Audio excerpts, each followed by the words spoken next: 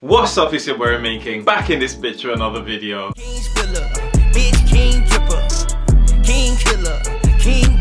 At the moment, everyone in the world, we're on lockdown, we're kind of on quarantine, not really allowed to leave our houses. So what I've done is I've created a nice little series for you guys. Nice little cooking video that you guys can try at home. Nice, simple, easy, step-by-step recipes. And I'll be bringing them out to you guys every single week. So I look forward to bringing them and sharing them with you. And I hope you guys enjoy them as much as I enjoyed making them for you. We want to say 900 grams of pure beef right there.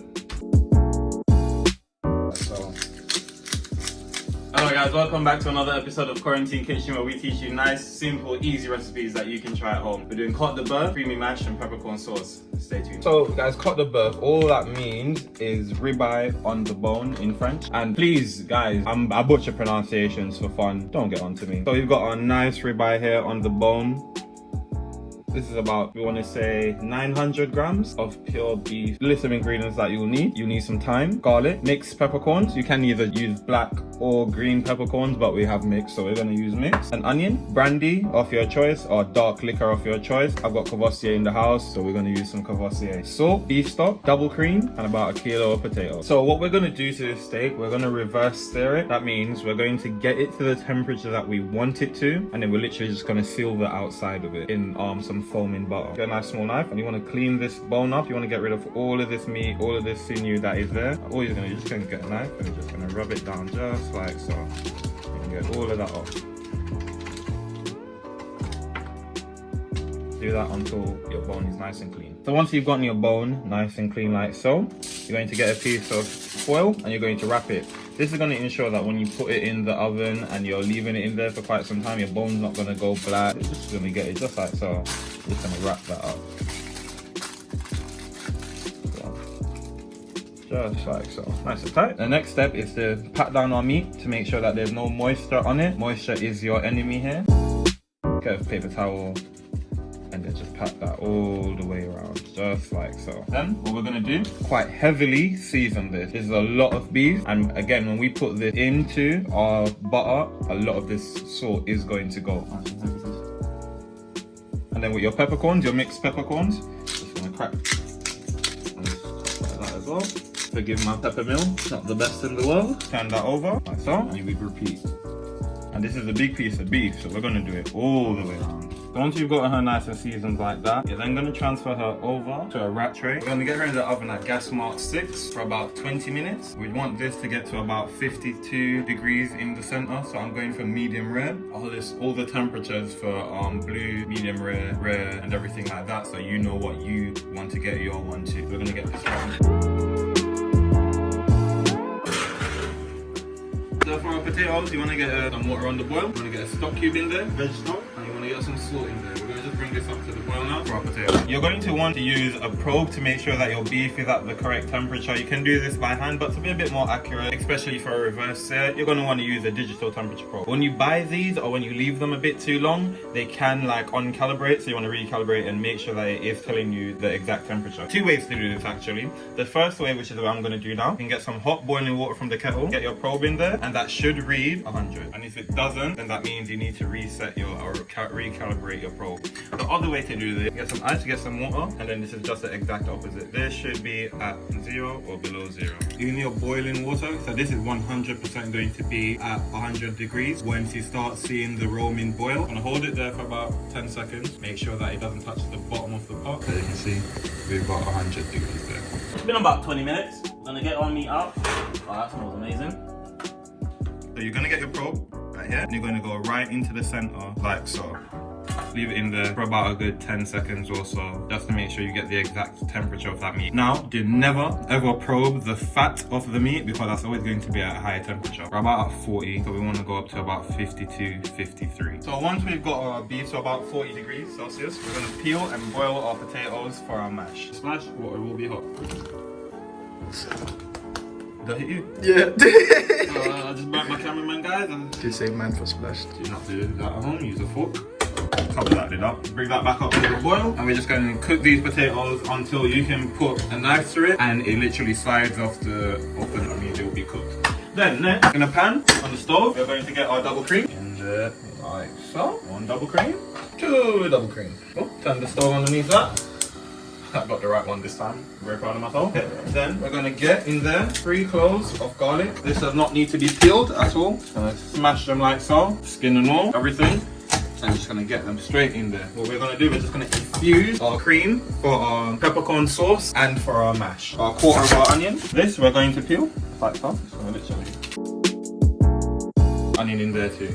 And we're just going to leave this and let this just come to a nice little simmer. We're just going to infuse. This is going to add so much flavor to our potato and make nice creamy mash. Okay guys, so perfect. We got about 2 degrees over, but that's completely fine. So we're now at 55. That's perfect. So we're just going to leave that there now, just to rest. So now you're going to mash your potatoes. You want to get some butter in there before you've mashed them. And because you know me, and you know I don't approve of these, and of course I don't have a rice or a muesli at home. After I've mashed it down with this, I'm going to pass it through a sieve just to get it nice and smooth. You want that nice creamy texture. This stage, essential. I'll get back in with you once I've done all that. Okay, so once you've done that, you should have some nice creamy mash. It's already starting to look the part. So move that to one side for now. In our pan, in a nice small saucepan like so. Just gonna get a little bit of oil. Gonna get our onions or shallot, garlic chopped very finely. We're just gonna get that in there. We're just gonna start to wilt this down. At this stage, you wanna add no salt whatsoever. You can start to smell the garlic and the onion. In the ingredients list below, you're going to see brandy, because that's what you're meant to use. Any dark liquor should do just fine. Just gonna get some in there just like so. And now, to burn off that alcohol, because we don't want that alcohol taste, we just want the flavor, it's going to just like so.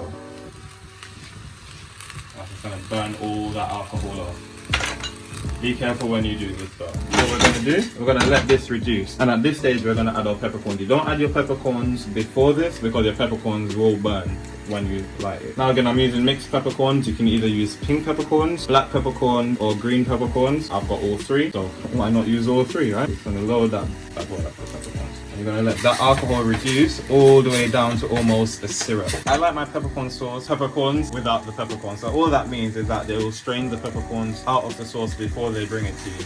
So for that, I've kept my peppercorns whole because they're not going to be in the dish. If you are going to be having your peppercorns throughout the sauce, I would highly recommend to grind it up before you put it in there. Reduced it down to almost a syrup, and it's all the shallots and everything have sucked up all the alcohol. We're now going to add our beef stock and reduce that all the way down as well.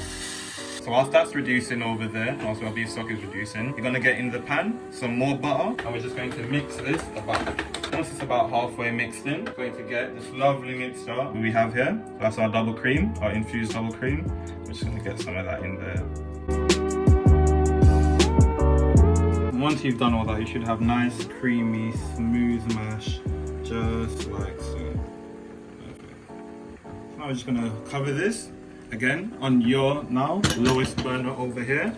I'm gonna turn that bad boy on. Don't put your finger there, you will burn yourself. And we're just going to cover it. We're just gonna keep it nice and warm. As that's reduced all the way down, then you're gonna add the rest of that double cream. Get that all in there. So as you can see, even when I've taken it off the stove, I've left everything in there just so that it continues to infuse. So we're gonna do the exact same. We're gonna reduce this down until it comes to the exact consistency that we want it to. As you can see now, the sauce is just running off the back of the spoon. It's meant to coat the spoon. So whilst our peppercorn sauce is in its final stage, you've added that cream, we can now move on to the most important part, what this is all about. So now, you're gonna, in a hot pan, you're gonna get some oil. And now all the oil is really there for is because it goes to a much higher temperature than butter. Come back over to our beef. What we're gonna do, as I said before, moisture right now is your worst enemy. All we're doing now is sealing this beef and getting this skin nice and crisp. So you see, getting all that moisture off of it. So just pat it down over here. And you wanna always make sure, once you've added that cream to your sauce, keep an eye on it because you don't want that to bubble over. Now we are nice and dry. We're going to go straight into our pan, just like so, with a nice wad of butter. Then we're going to hit that butter with some salt. But salt is what's going to help that butter bubble up and foam. See, as I added the salt, the butter is starting to foam up. So once we've got our butter to this point, we're then going to hit it with our garlic and thyme. Move that to one side, just like so. We're then going to get our steak. We're just going to put it on just like so. Remember, this heat is now super hot. You want to keep this heat nice and hot, guys. On your highest flame that you can possibly find in your house. All you're going to do now is you're just going to seal it. Don't move it, just leave it there for about a minute and a half. After about a minute, you want to then give it a flip. Then we're going to take all of this because they're going to start burning. We're going to put them all on top of the beef. I'm just going to get rid of these. What we're now going to do, we're going to get our beef up just like so. We're going to render that fat. We're going to hold it down like so. Nice. That's why remember you always keep the string on that the butcher has left you. You're going to use it like a nice little tool. And then to brown it all the way around. We're not going to cut into it straight away. We're going to put it right on our chopping board just like so. We're just going to leave it there for about 2 minutes. Our sauce should have been nice to be reduced by now. Like you see, it's no longer running off our spoon. Goes through like that. It leaves a line in the middle. Perfect. So now we can still leave it there to just reduce it a little bit more, and we can finish it off with that. So keep it on the heat, keep it on a nice low heat. And at that stage as well, you can add a bit of salt if you feel that it does need it. Okay, so now at this stage, you can take that off. See, our bone's not burnt. But then, we're gonna cut our string.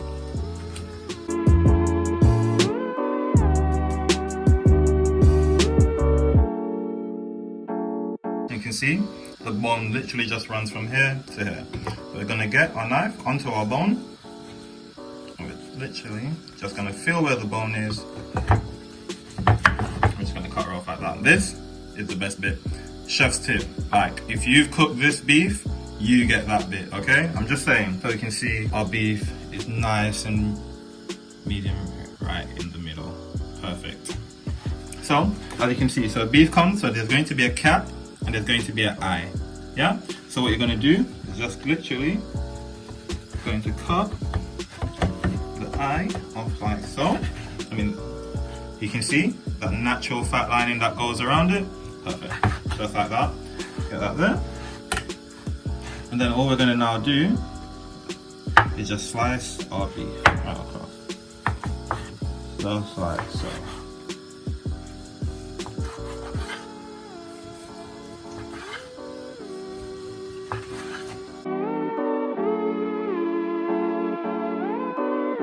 So have a nice little canola mash right there, and then of course you just want to hit this now. Just put a little bit of salt over the top. Back over a bit with our pepper. Just like so. Again guys, and of course our peppercorn sauce. For me, of course, without the peppercorns, so you just get that over there, look at that. Thank you guys for watching. Hope you enjoyed another episode of Quarantine Kitchen, where again I teach you nice, simple, easy recipes to do. This one I feel was very, very simple, very quick and easy steps, easy to follow. So go ahead and give that one a try, guys. And again, don't kill me on how rare I like my steak. You can cook it to how you like it. Again, I'm going to leave at some point in the video. I'm not even going to tell you when. Watch the video and you'll see the exact temperature that you should cook. Medium rare, blue, whatever you want it to. Have a good day, guys. Just before we go on, subscribe you guys real quick. If you look down in the description box below, you'll see a full list of ingredients and measurements so that you can make this at home. Make it a little bit easier for you guys as well. And as always, it's been your boy Romaine King. Join me next week for the next installment of Quarantine Kitchen, and we out. When a pussy like a loose nail. Harriet tell me 20